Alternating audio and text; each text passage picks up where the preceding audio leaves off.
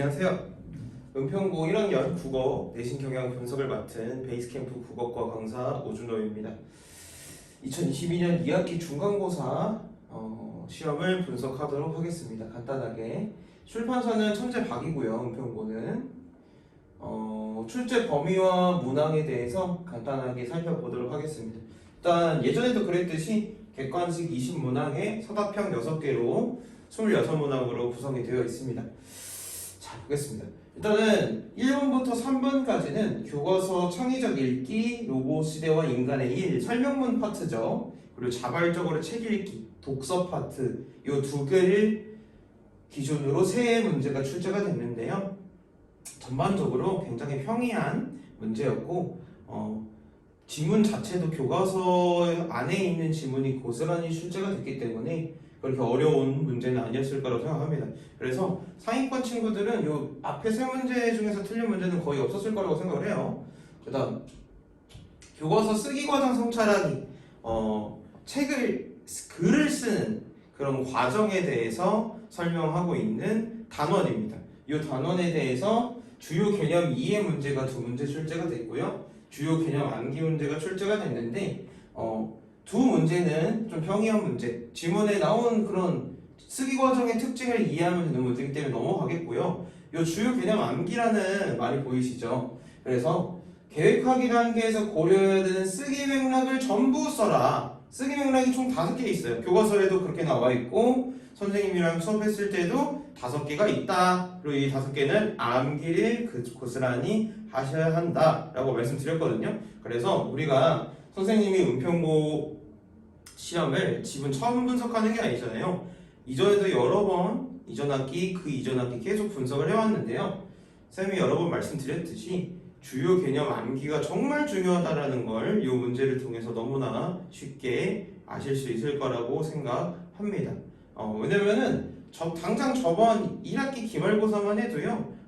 고전수필이 종류 3가지 그대로 쓰는 문제 나왔었고요. 이런 식으로 주요 개념 암기 문제가 정말로 많이 출제된다는 거 알고 계시면 좋을 것 같습니다.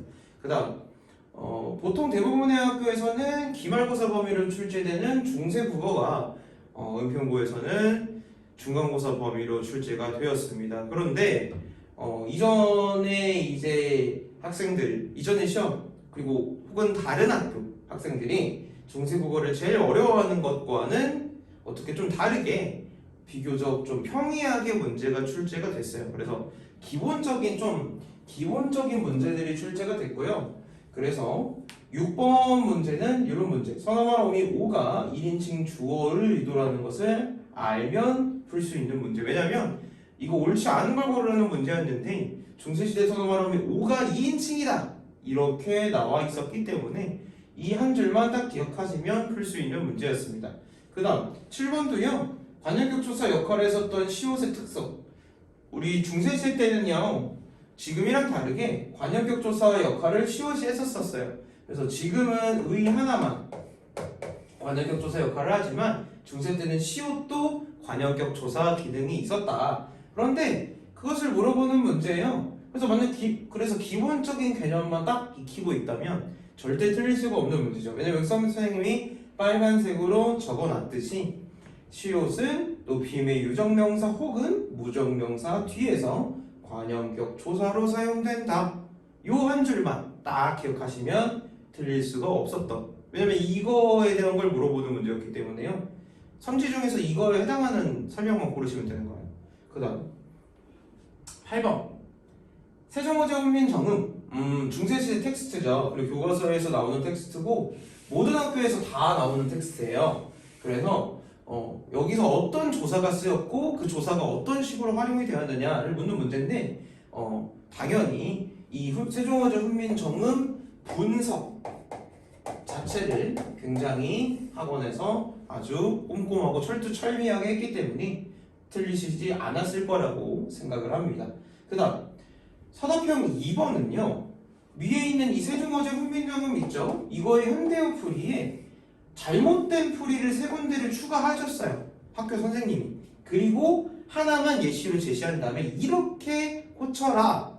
이런 식으로 고쳐라. 라고 예시를 주고 2개를 고치라고 한 문제입니다. 그래서 세종어조 훈민정음 현대어 풀이를 학원에서 선생님이 머릿속에서 구술할 수 있을 정도로 기억하라고 했기 때문에 당연히 틀리지 않았을 부분이라고 생각합니다. 9번은요. 중세와 근대 그리고 현대의 종성 표기는 받침이에요. 받침 표기법에 대해서 관련한 문제였는데요. 받침. 그래서 이거는 이제 학원 수업 시간에 필기 교재를 통해서 중세, 근대, 현대의 종성 표기법을 싹 다 이렇게 표를 통해서 정리를 했기 때문에 그렇게 어려운 문제는 아니었다고 생각을 합니다. 그 다음 서답형 3번 아래야 이제 우리말의 중세시대 때 있었던 의문입니다. 걔는 모음이죠. 지금은 사라진 모음. 근데 이게 소멸 시기와 그에 따른 변화가 어떤지를 물어보는 문제지만 이걸 서술형으로 쓰라고 했다면 엄청나게 어려웠을 겁니다. 하지만 그냥 첫 음절에서는 결국 아로 바뀌었고 두 번째 음절 이후에서는 으로 바뀌었다 라는 것만 기억하시면 돼요. 왜냐면 아랑 으라고 두 개를 쓰라는 문제였기 때문에. 은평구는 이렇게 서술형이 아니고요 서답형, 그러니까 단답형이기 때문에 문제가 비교적 같은 문제여도 더 쉬워집니다. 이거를 문장으로 서술하라고 했다면 굉장히 또 어려웠을 수도 있어요. 그 다음 교과서 문법인 높임 표현입니다. 높임 표현이 한 문제만 달랑 출제가 됐습니다. 그래서 너무나 평이한 문제였기 때문에 넘어가도록 하겠습니다. 교과서 고전소설 춘향전, 이제 고전소설에서도 꽤 많은 문제가 출제가 됐어요. 하지만 일단 요 전반적인 표현상의 특징 문제 이런 거는요 당연히 무조건 나올 만한 문제이기 때문에 더 이상 어떤 말을 드리지 않겠고, 그 밑에도요 뭐 갈래상 특징을 물어보거나, 왜냐면 이게 춘향전이 그냥 고전소설이 아니고 판소리계 고전소설이기 때문에요. 이 판소리계 고전소설들은 판소리의 근원을 두고 있고, 그리고 근원설화라는 거에서도 많이 나왔습니다. 그래서 12번은 근원설화가 있다는 걸 알고 그 근원설화가 무엇인지, 이 춘향전의 근원설화가 무엇인지, 이것도 역시 수업 시간에 선생님이 여러분들 이거는 암기를 하셔야 합니다 하고 말씀을 드린 부분이고요. 그 다음 13번은 너무 쉽고요. 넘어가겠습니다. 14번은요 역시 판소리계 소설의 특징을 적절한 것을 고르는 문제였는데 너무나 난도가 평이하지만 답은 4번이었는데 5번에 판소리 설명이 선지에 들어있었어요. 여러분, 판소리계 소설과 판소리는 달라요. 그쵸? 판소리계 소설이 판소리로부터 파생된 것은 사실이나 그렇다고 판소리랑 같은 장르인 건 아닙니다. 근데 이거 5번을 골랐을 친구들이 몇 있었을 것이라고 생각합니다. 이런 거를 좀 조심하셔야 돼요, 여러분. 그 다음 교과서 고려가요와 현대시. 고려가요는 가실이었고요. 현대시는 진달래꽃이었습니다. 그래서 15번은 고려가요의 후렴구가 지닌 특성을 물어보는 문제인데, 특히 가시리의 후렴구는 이제 내용의 슬픈 내용과는 다르게 태평성대를 성축하는 의미를 지니고 있어요. 그래서 아니 내용은 이별 노래라 너무 이렇게 슬픈데 왜 후렴은 태평성대를 원하는 그런 거냐? 그거는 궁중악으로 편입됐을 거라고 궁중악으로 편입됐을 때 추가되었을 것이라고 추측되거든요. 그거랑 관련된 문제입니다. 이거는 수업 시간에 너무나 강력하게 말씀드렸기 때문에 역시. 그다음 16번. 이런 문제가 조금 어려울 수 있어요. 외부 작품을 선지에 제시를 하고요. 위의 지문인 가나처럼 이별의 정한이 주제인 작품이 어떤 작품이냐를 물어보는 문제인데, 그 안에 있었던 1번부터 5번까지 선지에 들어있었던 작품들이 워크북과 문제집을 통해서 충분히 대비를 했었던 작품들이 많이 나왔기 때문에 저는 학생들이 이거를 어려워하지 않았을 거라고 생각합니다. 그리고 이런 걸 어려워하지 않으려면요, 선생님이 이제 매주 드리는 워크북을 여러분들 열심히 풀어오시면 좋고요. 선생님의 수업을 듣지 않은 학생들도 이제 이런 외부 선지 문제를 풀고 꼼꼼하게 이건 이별의 정한이 주제구나, 이런 걸 정리를 하셨으면 어렵지 않게 풀 수 있었을 것입니다. 그 다음 17번은 역시 또 외부 지문인 허난설원의 곡자라는 작품을 제시했어요.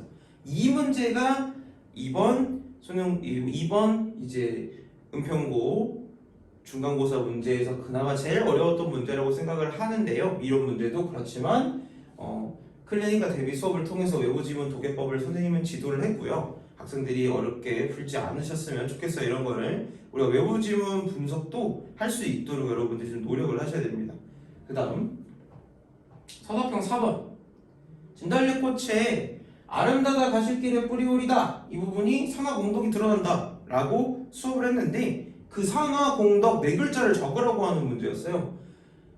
너무나 역시 또 쉬운 문제죠. 하지만 문제는 학생들이 시험장에서 이런 게 기억이 안 날 수 있어요. 그러니까 선생님이 예전부터 말씀드렸던 것처럼 은평고는요, 기초 암기를 정말 잘 하셔야 돼요. 여러분, 이런 문제 틀리면 솔직히 너무 아깝잖아요. 그쵸? 그 다음 이제 교과서 고전시가 정확히는 가사죠. 가사인 상충곡 그리고 현대시 울타리 바퀴라는 작품 두 작품에서 문제가 출제가 됐습니다. 18번은요, 가작품의 갈래상 특징이나 내용, 표현성 특징, 그러니까 다 전반적인 특징, 작품 전반적인 특징을 물어보는 건데 너무 쉬웠어요. 왜냐면 상충곡은 제목 설명을 수업 때 열심히 드렸는데요. 상이 맛볼 상자, 그러니까 완상, 봄을 완상하는 노래라는 뜻이에요. 제목 자체가. 근데 갑자기 3번 선지에 사계절의 내용이 다 담겨있다, 뭐 이렇게 나와있단 말이죠. 그러니까 봄의 내용이 주축이지 왜 사계절의 내용이 주축이겠나요? 제목이 상충곡인데. 그래서 너무나 절대적으로 3번 선지를 골라야 하는, 옳지 않은 걸 고르라는 문제였기 때문에요. 그 다음 19번 평이한 문제니까 넘어가겠습니다. 20번은 특정 부분의 내용을 이해하는, 특정 부분의 표현 방식을 이해하는 문제인데요. 화자의 감정이 우리가 자연물에게 들어갈 때 이것을 감정이입이라고 해요. 그러니까 시에서 화자 감정이 시 속의 다른 사물에 투영됐을 경우, 이걸 그러니까 우리가 감정이 이입됐다 해서 감정이입이라고 그러죠. 근데 선지 이거 옳지 않은 거로 고르라는 문제입니다. 근데 새 감정에 이 화자의 감정이 이입됐다고 해야 되는 것을 새 감정이 자연물의 감정에 이입됐다 라고 거꾸로 뒤집어서 틀린 선지를 만든 문제입니다.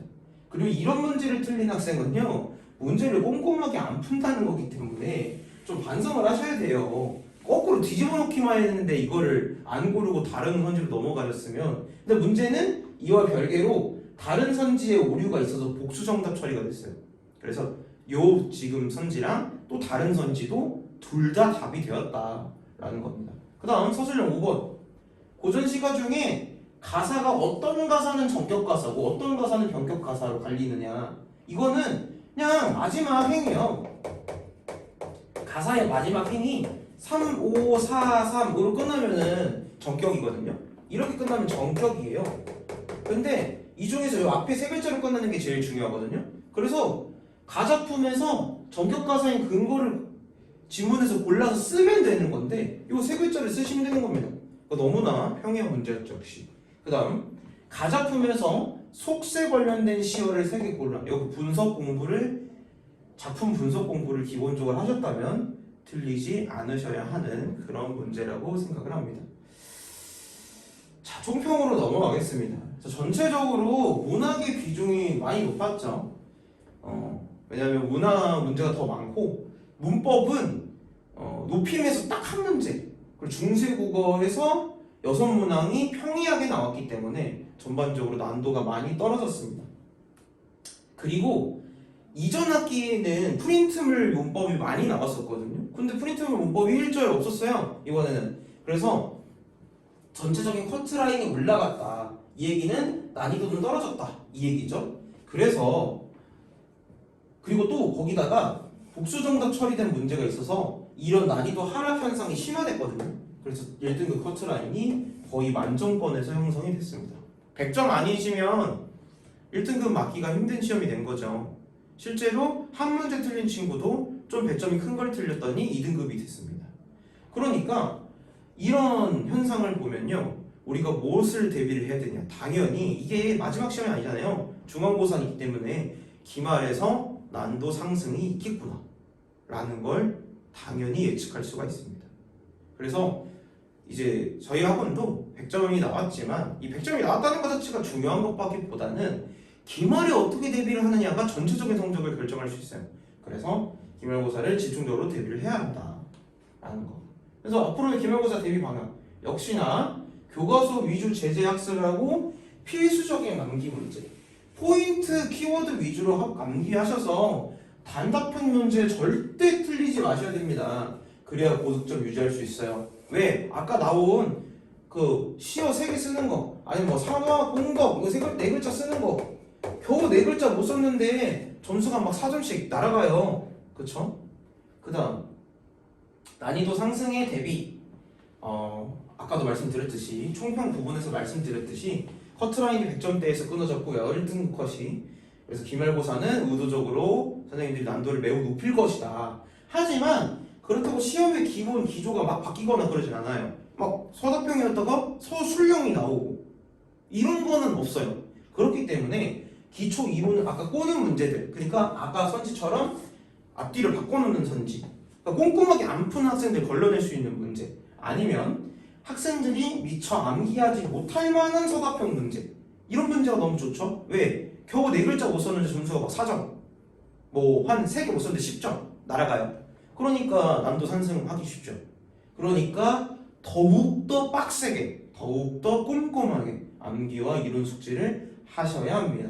그리고 많이 나오진 않지만 나올 때마다 난도 상승에 기여하는 외부 지문을 대비하는 것은 기본 중에 기본이라고 생각합니다. 이런 외부 지문 대비도 저희 학원에서 충분히 진행을 하고 있고 꼼꼼하게 진행하는 부분이기 때문에 일단 이제 우리 베이스캠프 국어를 이미 듣고 있는 친구들은 학원 커리큘럼을 잘 따라가고 학교 수업을 잘 들으시면 되고요.